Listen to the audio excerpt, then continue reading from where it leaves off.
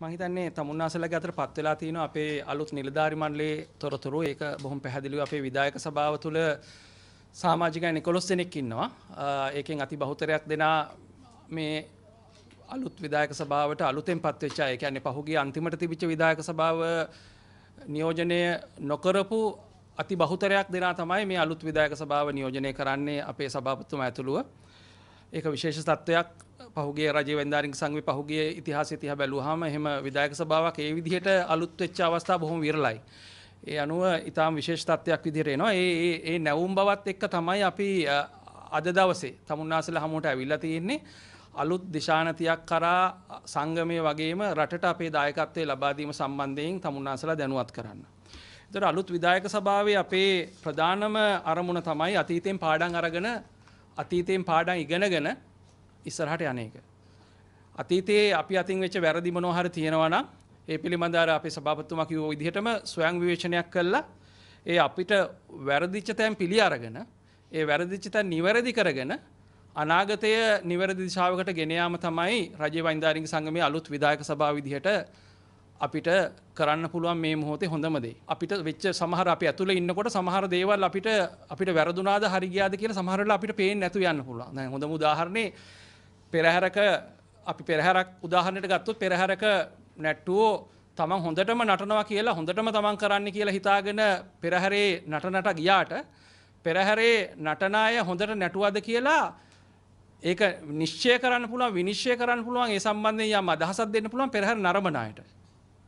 එතකොට ඒ වගේ තමයි අපිට ඕනම මේක රජයේ වෛද්‍යානික සංගමයේ විතර නෙමෙයි ඕනම සංවිධානයකට ඒ සංවිධානයේ සමාජිකත්වයේ සහ සමාජිකත්වයේ දිහා එළියේ ඉඳන් බලන තමුන්නාන්සලට ජනමාධ්‍ය වේදී තමුන්නාන්සලට සහ පොදු මහ ජනතාවට යම් විනිශ්චයක් ඇති අපිට පහුගිය කාලේ යම් තැනක වැරදුනා නම් ඒ වැරදිච්ච තැන් මොනවද කියලා. ඒක නිවැරදි කිරීම අලුත් විධායක සභාවේ සහ අලුත් මධ්‍යම කාරක සභාවේ ප්‍රධාන අරමුණක් කියන එක තමයි මට මුලින් කියන්න ඕන. ඒතර මේ පුද්ගලික විවේචනයක් නෙමෙයි පොදුවේ අපිට සංගමයක් ලෙස වැරදිච්ච තැන් මොනවද කියන එක නිවැරදි කරගෙන ඉස්සරහට යන්න. ඒ සඳහා තමයි අපි අපේ දසබැදෑරුම් මේ ප්‍රතිපත්ති මාලාව එහෙම නැත්නම් ඒක ඕනම කෙනෙකුට ඕන විදිහට අර්ථ දක්වන්න පුළුවන් වැඩපිළිවෙල කියලා කියන්න පුළුවන් ප්‍රතිපත්ති රාමුවක් කියන්න පුළුවන්. ඒ මොක වුණත් අපි ඉදිරියේදී කරන්න බලාපොරොත්තු වෙන කාරණා කරුණු 10කට ගොනු කරලා තමයි අපි තමුන්නාන්සලට මේ ඉදිරිපත් කරලා තියෙන්නේ. පළවෙනි කාරණේ විදිහට අපි ඉදිරිපත් කරලා තියෙන ඉතාම වැදගත් දෙයක්. ඒකෙන් කියවෙන්නේ මොකද්ද කියන එක මේ වාක්‍ය කිව්වට පස්සේ තමුන්නාන්සලට තේරෙයි මම ඒක වැඩිදුර විස්තර කර කියන්න අවශ්‍ය නැහැ. අපේ සංගමයේ ව්‍යවස්ථාව තුළම තියෙන පරිදි නිර්දේශපාලනික ගමනක්, ඒ කියන්නේ පක්ෂ දේශපාලනය කියන එකෙන් බැහැර වෙච්ච නිර්දේශපාලනික ගමන් මගක් ඔස්සේ අපේ සංගමයේ ඉදිරි කටයුතු මෙහෙයවීම සම්බන්ධයෙන් අපි අලුත් විධායක සභාව විදිහට කැප වෙනවයි කියන එක තමයි පළවෙනි කාරණේ. ඒ අනුව අපිට සංගමයක් විදිහට අපේ සංගමය ඇතුළේ දේශපාලන පක්ෂ විදිහට ගත්තාම එක්සත් ජාතික පක්ෂය වෙන්න පුළුවන්, ශ්‍රී ලංකා නිදහස් පක්ෂය වෙන්න පුළුවන්, ජනතා විමුක්ති පෙරමුණ වෙන්න පුළුවන්, පෙරටුගාමී පක්ෂය වෙන්න පුළුවන්, ඊගාවට පොදු ජන පෙරමුණ වෙන්න පුළුවන්. ඕනම පක්ෂයක ඕනම පක්ෂයක මතවාදයේ දරන කෙනෙකුට අපේ සංගමය ඇතුලේ අභිමානයෙන් යුක්තව සංගමේ සමාජිකෙක් විදිහට පෙනී හිටින්න අවශ්‍ය කරන වටපිටාව තහවුරු කරනවායි කියන කාරණේ තමයි අපිට අලුත් විධායක සභාව විදිහට අපිට පළවෙනියටම දෙන්න තියෙන පණිවිඩය. මොකද ඒ සම්බන්ධයෙන් තමුන්නාන්සල දන්නවා අපි ඇයි ඒක පළවෙනි කාරණේ විදිහට කියන්න හේතුුනේ මොකද්ද කියන එක තමුන්නාන්සල දන්නවා. ඒ වගේම දෙවෙනි කාරණේ විදිහට මහජන අපේක්ෂාවන්ට නිසි ගෞරවය දෙන අතරේ දැන් අපි මේ රට තුළ රට මෙච්චර අර්බුදයට පත් වෙලා තියෙන වෙලාවෙත් රජයේ වෛන්දාරික සංගමේ තාමත් රැඳිලා මේ තනතුරු ධර්මයෙන් ඉන්න අපි තාමත් මේ රට දාලා යන්න ඕන කියන මානසිකත්වයෙන් වැඩ කරන පිරිසක් නෙමෙයි. අපි නිදහස් අධ්‍යාපනය ඉගෙනගෙන ඒකේ අග්‍ර ප්‍රතිඵල ගත්ත පිරිසක් විදිහට තවමත් අපි දැඩි ලෙස විශ්වාස කරනවා අපි මොන අර්බුදාවත් මේ රට දාලා යන්න හොඳ නැහැ. මේ රට වෙනුවෙන් අපිට කළ හැකි යමක් තියෙනවා. මේ රටේ මහ ජනතාව වෙනුවෙන් අපිට කළ යුතු යමක් තියෙනවා. ඒ වෙනුවෙන් අපි කැප වෙන්න ඕන කියන කාරණේ. ඉතින් ඒ අනුව මහජන අපේක්ෂාවන්ට නිසි ගෞරවය දෙන අතරතුරදී අපිට අමතක කරන්න බැරි දෙයක් තමයි අපි වෛද්‍යවරුන් අතිමහත් බහුතරයක් වෙච්ච රටේ ඉන්න වෛද්‍යවරුන්ගේ වෘත්තීය සංවිධානය, වෘත්තීය සංගමය. ඒතකොට අපිට අමතක කළ නොහැකි ඒ අයගේ සුබ සාධනය සහ ඒ අයගේ ඉදිරි ගමන වෙනුවෙන් ඒ අයගේ කටයුතු වෙනුවෙන් අපිට කරන්න තියෙන දායකත්වය. අනුව අපි අපේ ප්‍රමුඛ කාර්යයක් ලෙස අපි සලකනවා මහජන අපේක්ෂාවන්ට ගෞරවය දෙන අතරතුරේදී අපේ සමාජිකත්වයේ සුබසාධන අවශ්‍යතා සහ ඒ අයගේ අවශ්‍යතා වෙනුවෙන් පෙනී සිටීම අපේ ප්‍රමුඛ අරමුණක් විදිහට අපි ප්‍රකාශයට පත් කරනවා අලුත් විධායක සභාව විදිහට. ඒ වගේම තුන්වෙනි කාරණයක් තමුන්නාන්සලට පහුගිය කාලය තුල යම් යම් අවස්ථාවලදී අපිට ඉඟි ලැබිච්ච දෙයක්. ඒ අනුව අපි ඒක ප්‍රකාශයට පත් කරන්න තීරණය කළා. අපි යම් ශාස්ත්‍රයක් සම්බන්ධයෙන් අපිට සෞඛ්‍ය ශාස්ත්‍රයට පිට වෙන්න පුළුවන්, සෞඛ්‍ය ශාස්ත්‍රය ඇතුළේ වෙන්න පුළුවන්. තාක්ෂණික කාරණා සහ විශේෂයෙන් වැදගත් වෙන කාරණා පිළිබඳව අපි කතා කරනවා නම් ඒ අදාළ ශාස්ත්‍රවල විශේෂඥයන්ගේ මතයට අපි ගරු කළ යුතුයි කියන ස්ථාවරයේ රජ වෙළඳාරික සංගමේ නව විධායක සභාව ඉදිරියේ ඉන්නවා. ඒ වගේම තමයි ඒ අයට යම් තාක්ෂණික දැනුම ඒ අය ඉගෙනගත්ත දේ මත තාක්ෂණික ඒ අයට යම් මතවාදයක් තියෙනවා නම් ඒ වගේම ඒ අයට කරුණු තියෙනවා නම් ඒ කරුණු වලට ඒ මතවාදයන්ට ඒ විශේෂඥ මතයට ඒ විද්වත් මතයට ගරු කළ යුතුයි කියන ස්ථාවරයේ රජ වෛද්‍යාරික සංගම විදිහට ඉන්නවා. මොකද අපි හැමදේම දන්න පිරිසක් නෙමෙයි. ඒ නිසා අපි රජ වෛද්‍යාරික සංගම විධායක සභාව විදිහට ඒ ශාස්ත්‍ර වල දැන් ආර්ථික ශාස්ත්‍රය ගත්තොත් එහෙම ආර්ථික ශාස්ත්‍රය පිළිබඳ විශේෂඥයෝ ඉන්නවා. කෘෂි කර්ම ශාස්ත්‍රය ගත්තොත් කෘෂි කර්ම ශාස්ත්‍රය පිළිබඳ විශේෂඥයෝ ඉන්නවා.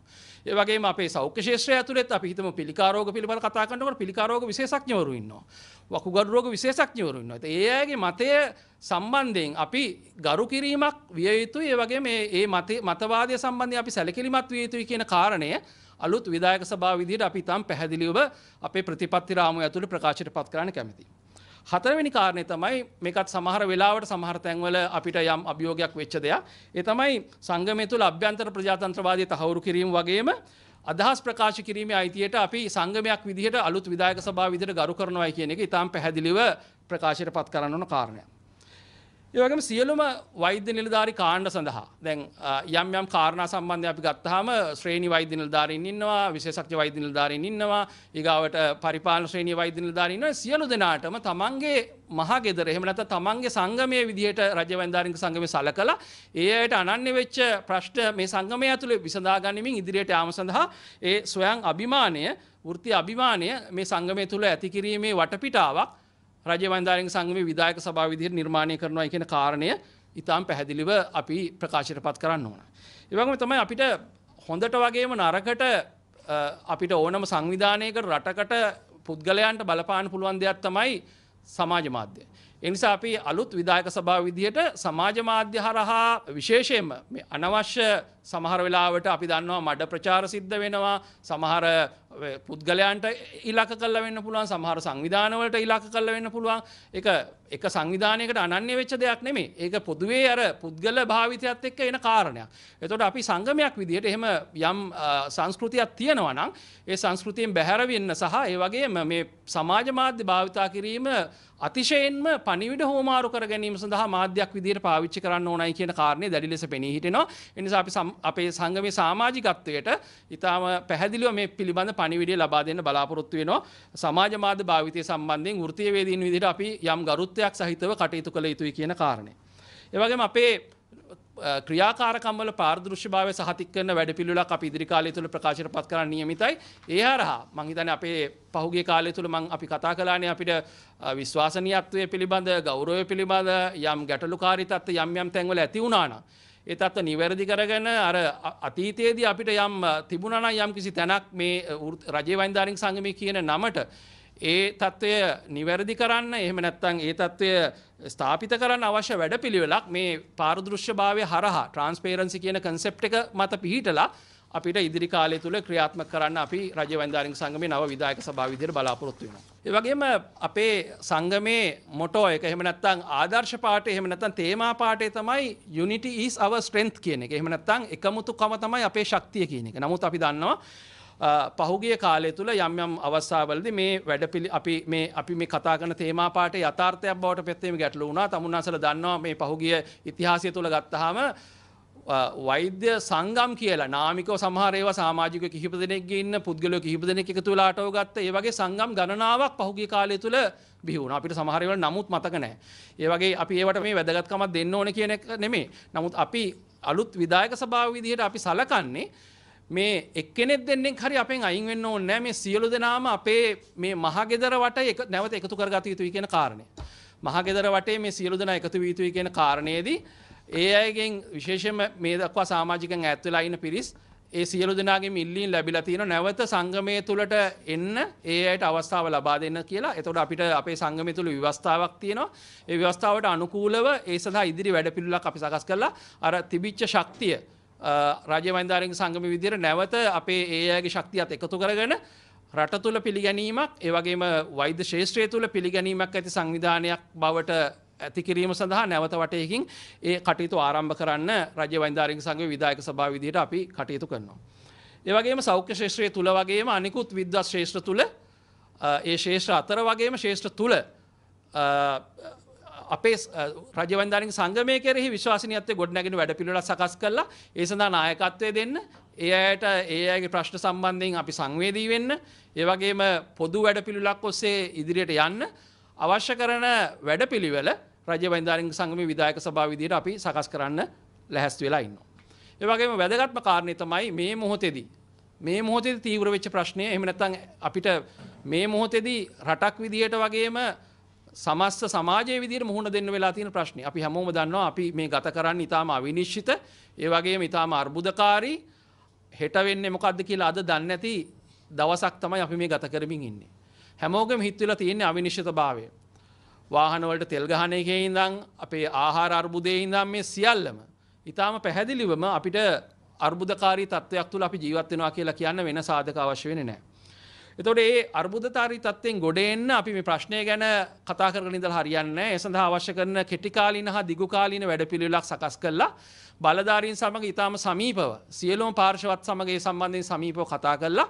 ඒ ඇත්තක සහයෝගයෙන් සමස්ත සෞඛ්‍ය ශාස්ත්‍රයට විතරක් නෙමෙයි තමුන්නාසලා දන්නවා සෞඛ්‍ය ශාස්ත්‍රය තුල ඊටාම දරුණු අර්බුද රාශියකට අපි මුහුණ දෙමින් ඉන්නවා. ඖෂධ හිඟයකින් එකක්, ඊගාවට ඩෙන්ගු සම්බන්ධ ප්‍රශ්නයක් තියෙනවා. ඒ වගේම අනිත් බෝවෙන රෝග ඇතුළු වසංගත තත්ත්වයන් සම්බන්ධයෙන්. ඒතර ඒ සියල්ල කළමනාකරණය කරගනිමින් ඉස්සරහට යන්නේ කොහොමද කියන එක, ඒ වගේම රට අදපත් වෙලා තියෙන තැනින් අපි කොහොමද ගොඩ එන්නේ කියන සම්බන්ධයෙන් පුළුල් කතිකාවතක් ඇති කරලා සියලු පාර්ශවත් එක්ක ඉදිරියට යන්නේ කොහොමද කියන එක සම්බන්ධයෙන් අපේ යෝජනා ඉදිරියේදී අපි ප්‍රකාශයට පත් කරන්න බලාපොරොත්තු වෙනවා. ඒ අනුව මේ ප්‍රතිපත්තිමය රාමුවකින් යුතු වැඩපිළිවෙල හරහා අපේ සංගමේ බහුතරයක් වෙච්ච සමාජිකත්වයේ අපේක්ෂාවන් වගේම සංගමයේ කෙරෙහි දැනටත් දැස් දල්වාගෙන බලාගෙන ඉන්න අතිමහත් බහුතරයක් වෙච්ච පොදු ජනතාවගේ අපේක්ෂාවන් යථාර්ථයක් බවට පත් කරන්න හැකි වෙන්න ඕනයි කියන එක තමයි නව විධායක සභාව විදිහට අපේ බලාපොරොත්තුව. ඒ වගේම ඉදිරි මාසයක කාලය තුළ රාජ්‍ය වෛද්‍යාරික සංගමේ නව විධායක සභාව විදිහට පක්ෂ විපක්ෂ දේශපාලන අධිකාරිය සමග, ඒ වගේම සෞඛ්‍ය හා අනිකුත් පරිපාලන බලධාරීන් සහ අනිකුත් ඒ ශේෂ්ඨත් සමග හා අනිකුත් වෘත්තීය හා සිවිල් සංවිධානත් සමග පුළුල් සංවාදයක් ගොඩනගලා මේ වැඩපිළිවෙල සම්බන්ධයෙන් ඒ අයට කරුණු දක්වලා විශ්වාසනීයත්වයේ නැවත සංගමයේ කෙරෙහි තහවුරු කළා ඉදිරියට ගමන් කළ යුතුයි කියන තැන තමයි නව විධායක සභාව ලෙස අපි ඉන්නේ. ඒ වගේම ඉතිහාසය තුළ රාජ්‍ය වෛද්‍යාරික සංගමයේ කෙරෙහි පැවතිච්ච පොදු ජන විශ්වාසනීයත්වය නැවත වටයකින් ප්‍රතිස්ථාපනය කිරීම සඳහා අපි මේ සියලුම කරුණුත් එක්ක ඉදිරි ගමනක් අද ඉඳන් ආරම්භ කරන්න සූදානම් වෙනවා කියන කාරණේ මතක් කරමින් මම අවසන් කරනවා.